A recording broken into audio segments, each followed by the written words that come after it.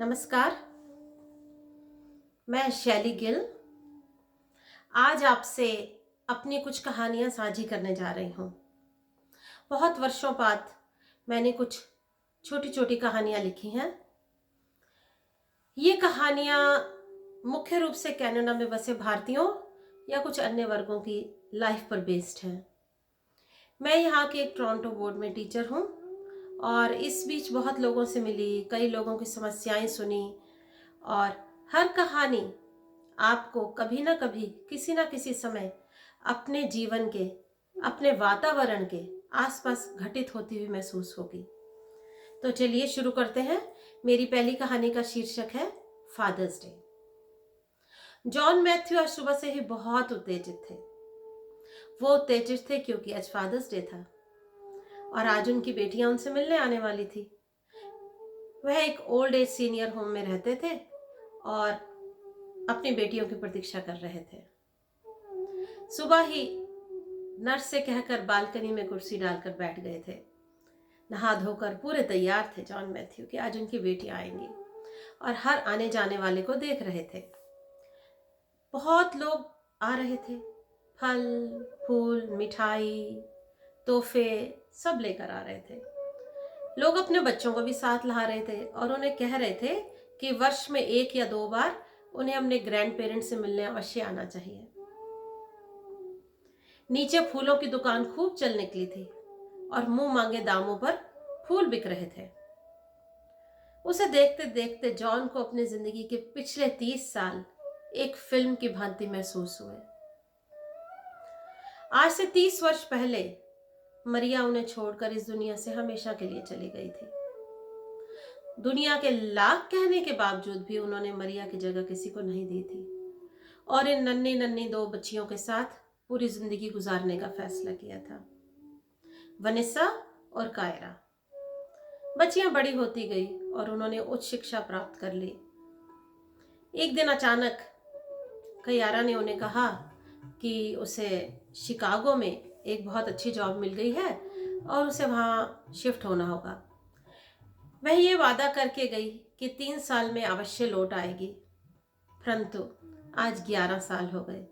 उसे वहीं एक जीवन साथी मिल गया और अब तो वह एक नन्हे से बच्चे की माँ भी बन गई थी, लेकिन कभी लौट कर ना आई।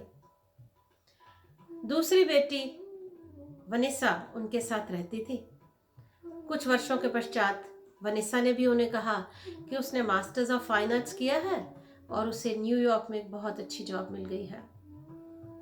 जॉन ने भीगी आंखों से उसे विदा किया और अब रह गए जॉन अकेले, परंतु अपने काम के बाद भी अपने मित्रों के साथ गपशप लड़ाना और अपनी हॉबीज में व्यस्त रहना, अपना जीवन व्यतीत करते रहे और बेटियों से भी दिन में 1-2 बार बात अवश्य करते और हर महीने या 2 महीने में एक ना एक बेटी आकर उनकी सुध ले लेती। समय बीतता गया। अब जॉन रिटायर हो गए। रिटायरमेंट के बाद उन्होंने गार्डनिंग, स्विमिंग, गोल्फिंग में अपने आप को बहुत बिजी रखा और बेटियां भी समय समय पर आती रहती। एक दिन अचानक ब्लड प्रेशर के हाई होने से जॉन को दिल का दौरा पड़ा। 911 बुलाकर जॉन को अस्पताल ले जाया गया। बेटियां भी खबर सुनते ही दौड़ी चली आई क्योंकि वो बहुत आतुर हो गई, बहुत चिंतित हो गई अपने पिता की बीमारी की बात सुनकर। 3-4 दिन बाद जॉन का स्वास्थ्य सुधरता गया और जॉन को अस्पताल से छुट्टी मिल गई। घर आए अभी 2-3 दिन हुए थे कि कायरा उन्हें सूप पिलाती हुई बोली कि उसे वापस जाना होगा, उसे अभी काम से छुट्टी और नहीं मिल सकती। जॉन ने सोचा ठीक है, वनिसा तो उनके पास है ही। अभी 2 दिन नहीं हुए थे कि वनिसा ने आकर कहा कि उसे भी वापस जाना होगा। जॉन ने भीगी पलकों से उसे विदाई दी और उसे हिदायत दी कि जाते ही उन्हें फोन अवश्य करें और अपने खाने पीने का बहुत ध्यान रखें। दोनों बेटियां चली गई, रह गए फिर जॉन अकेले। कुछ साल इसी तरह बीत गए, लेकिन अब जॉन कमजोर होते गए। धीरे धीरे उन्हें अपने काम भी स्वयं करने में असुविधा होने लगी। उन्होंने सोचा कि क्यों ना बेटियों को अपनी समस्या बताई जाए। उन्होंने दोनों बेटियों को बुलाया और उन्हें बताया कि अब वे अकेले नहीं रह सकते, परंतु दोनों ने आने से साफ इनकार कर दिया। अरे, दोनों के करियर का सवाल था। लेकिन दोनों ने एक बात और कही कि वे काम में इतनी बिजी है वहां कि वे जॉन को भी अपने साथ नहीं ले जा सकती। तो दोनों ने यह फैसला किया कि जॉन को एक ओल्ड एज सीनियर होम में भेज दिया जाए और वो आती जाती रहेंगी, उन्हें देखती भालती रहेंगी।